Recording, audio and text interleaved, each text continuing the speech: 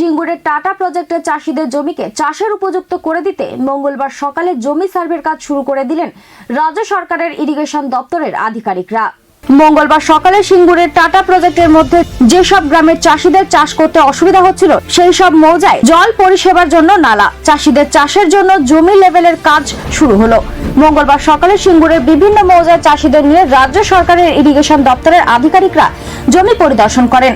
পরে সার্ভে করতে আসা এক আধিকারিক শ্যামল ভট্টাচার্য ও সিঙ্গুর পঞ্চায়েত সমিতির কর্মাধ্যক্ষ দুধ কুমার ধারা জানান, মূলত আমরা এখানে যে প্রজেক্ট এলাকা হয়েছিল সেই জায়গায় কিছু ড্রেনেজের একটু সমস্যা ছিল।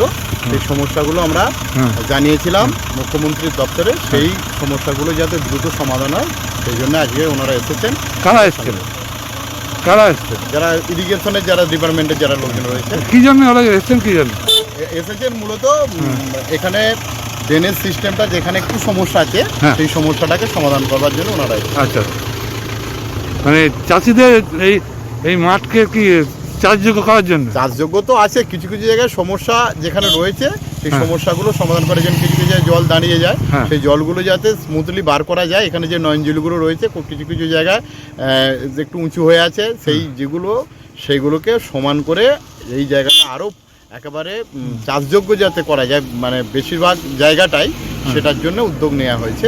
এটা দীর্ঘদিন ধরেই চলছে, সেটা আজকে ওনারা এসেছেন। আশা করি এটা খুব তাড়াতাড়ি কাজটা আমরা শেষ করব। মূলত এই টাটা প্রজেক্টের মধ্যে যেসব জমি আছে, হ্যাঁ, মূলত প্রজেক্ট এলাকার যে জমি আছে সেই জমিতে যে এখানে অনেক তো নয়নজুলি রয়েছে ভিতরে, সেই নয়নজুলিগুলো বন্ধ হয়েছিল কিছু কিছু জায়গায়, সেইগুলোকে করে দিয়ে জলটা যাতে স্মুথলি আমাদের আরও বেড়াবেড়ি মৌজা, বাজমেলিয়া মৌজা, গোপালনগর মৌজা, খাসবেড়ি মৌজা, সিঙ্গেরবেড়ি মৌজা এগুলো থেকে বেরিয়ে যাতে একেবারে আমাদের যে নিকটবর্তী যে নদী ঝুলকিয়া নদী, সেই ঝুলকিয়া নদীতে যেতে পারে সেই ব্যবস্থাটা করার জন্য এখানে ওনারা এসেছে।